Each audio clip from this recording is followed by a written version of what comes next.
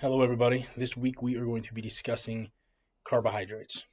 First, what is a carbohydrate? We already know that carbs are one of the four macronutrients that we are calculating when looking at, calories, along with fat, protein, and though we don't talk about it much, alcohol is another one. Though, as you know, we mostly just talk about carbs, fats, proteins.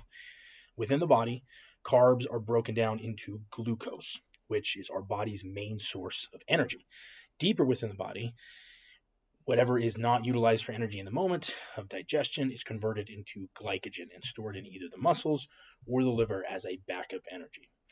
Excess carbs that the body will not need can also be stored as fat so the body can utilize it as energy in an emergency or later down the road. Now, that is obviously a very quick overview, not very in-depth, but from that quick explanation, we can see that carbs are, one, very important for energy, but that also excess carbs, or any calorie excess for that matter, can be turned into fat and stored.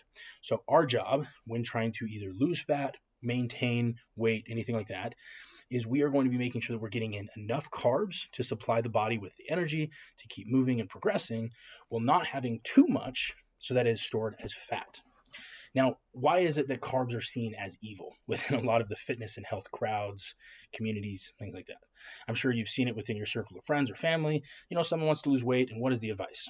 Cut your carbs, or carbs are bad, or maybe even just stay away from the bad carb sources.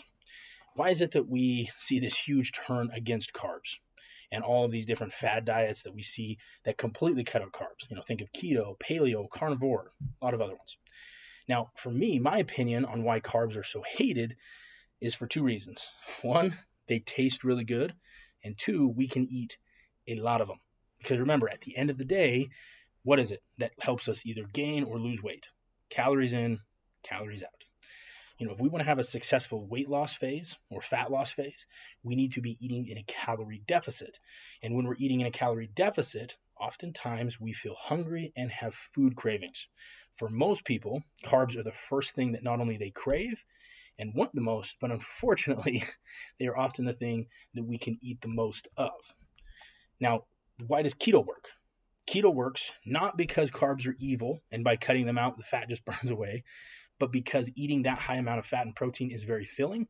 And so it is hard to eat enough keto foods to be in a calorie surplus. So 90% of the reason that keto is working is because you were in a calorie deficit. Now, caveat there, if you know anything about ketosis or the body going into keto, there are some physiological things that do occur within the body when ketosis is reached, where the body actually changes its energy source from carbs to fat.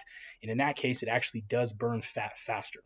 So I'm not going to pretend that keto only relies on a calorie deficit, though the calorie deficit is the main mechanism of work in a weight loss within keto. And, quickly while we're on the topic, I do want to quickly discuss keto because I almost never suggest keto as a viable option, and that is due to longevity.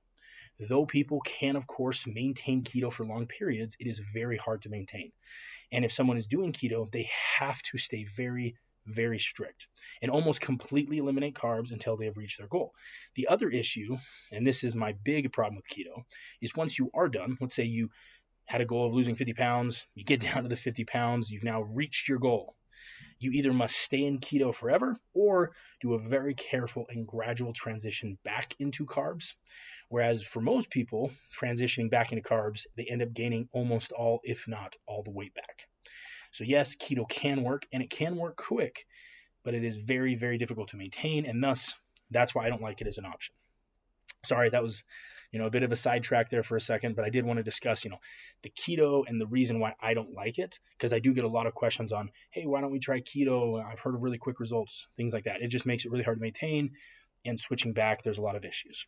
But back on track here, we were discussing how carbs are a main source of cravings for people, as well as how people can eat a high amount of carbs.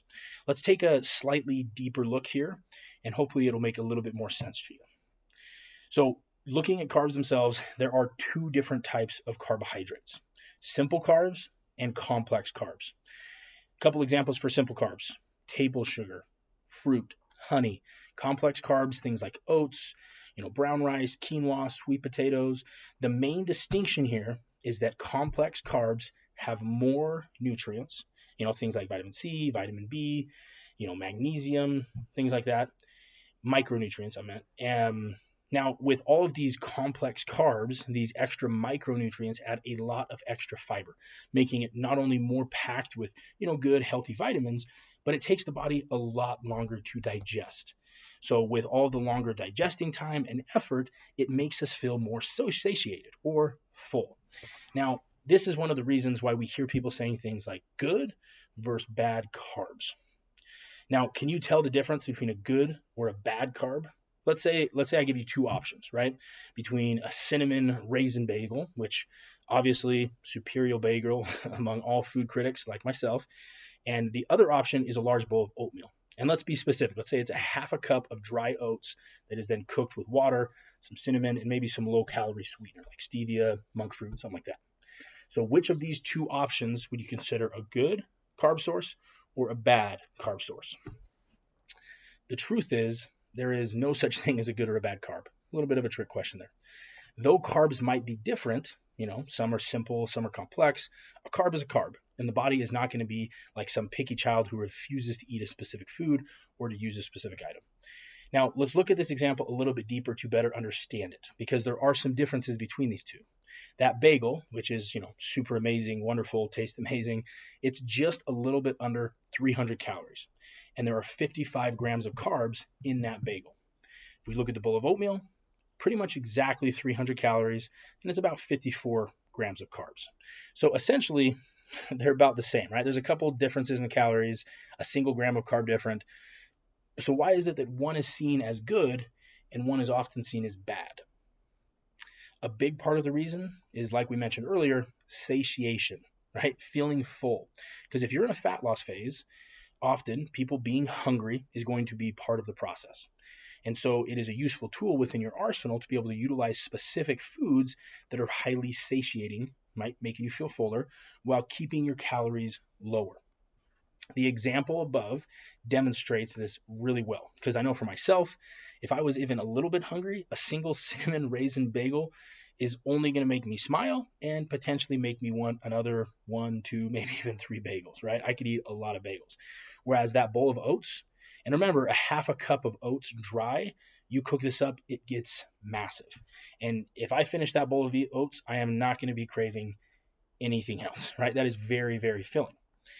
Now, this is a big part of carbs, and the reason people avoid them is the reason, and they're seen as evil by some people, is that a lot of the carb sources are easy to eat and eat a lot of, like those bagels, right? If you eat 3 bagels because you're hungry and they're all good, all of a sudden you've consumed almost 1,000 calories and over 165 grams of carbs right there in that meal, which is more than most people should be having in a day if they're in a fat loss phase. Obviously, it's specific person to person, but that's a lot of carbs. So no, carbs are not bad, and no, a bagel is not bad, but they can be detrimental to your fat loss phase if not used correctly.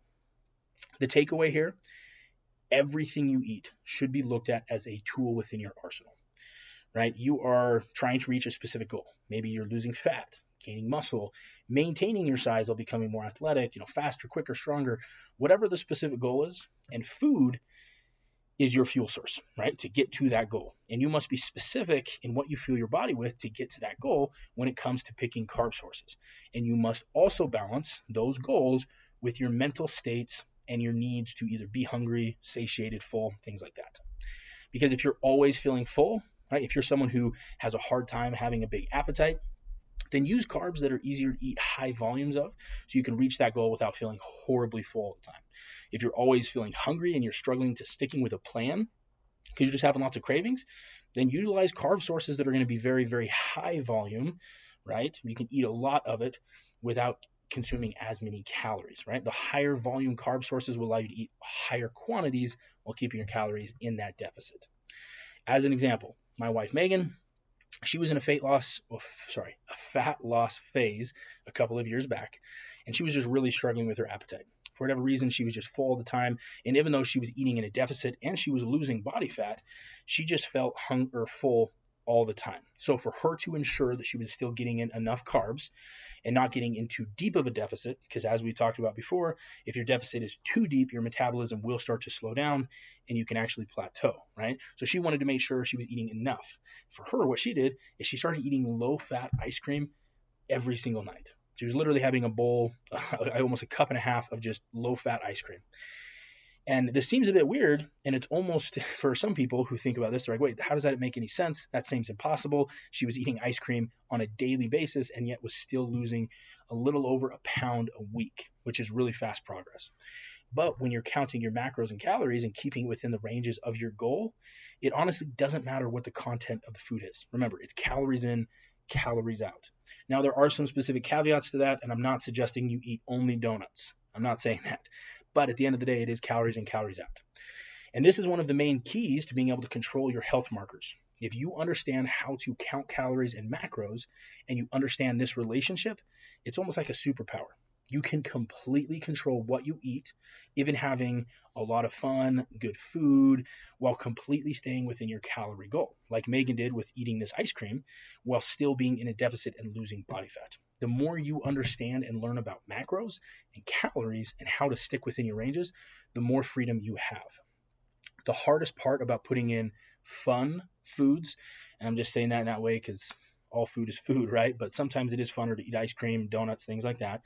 But there is a danger there. So remember that where you place, that you put in this food, don't just go throwing in a whole bunch of donuts, because even though you can, if you throw in a donut, especially if you're in a really big deficit and you're really trying to cut away that body fat, that's going to it's going to eat up a huge portion of your calories for the day, and then leave you with the only option of eating plain chicken for the rest of the day, which not going to be super fun for most people.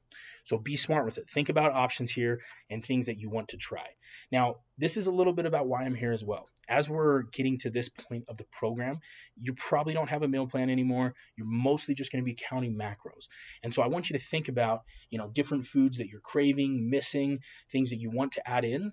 And let's talk about it on our weekly check-in, or shoot me a text. I'm happy to jump on a quick call and we can just go over these different options, because if there's food you're craving and you want to add it in, we could probably find a way to make it fit. Now, again, there might be sacrifices depending on where your carbs are at. Let's say you want a donut really bad. You might have to cut out all of your carbs from 1 or 2 meals to make that work. But if that's something that's worth it to you, let me know. Let's talk about it. Let's crush this week. Again, let me know if you have any questions about this topic or others, and let's go from there. Hope you guys all have a great rest of your day.